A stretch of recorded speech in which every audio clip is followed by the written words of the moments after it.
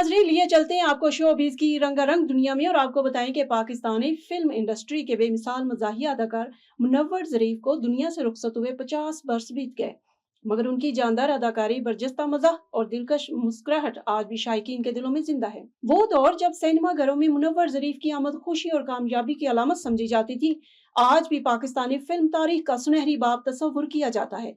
वो गुजरावाला के एक फनकार घराने में पैदा हुए और फनकारी उन्हें विरासत में मिली।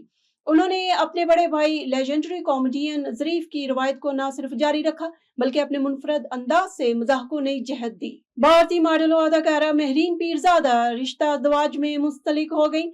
भारतीय मीडिया के मुताबिक अदाकारा महरीन पीरज़ादा ने हिमाचल प्रदेश में होने वाली एक सादा और निजी तकरीब में अर्श औलख से शादी की। शादी की तकरीब में सिर्फ करीबी दोस्तों और अहले खाना ने शिरकत की।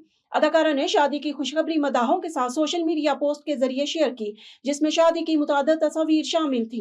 नामवर पाकिस्तानी गुलकार सज्जाद अली गुज़श्ता चंद बरसों से पाकिस्तान में मुकीम नहीं हैं। अब उनकी बैरून मुल्क रिहाइश की वजह सामने आ गई।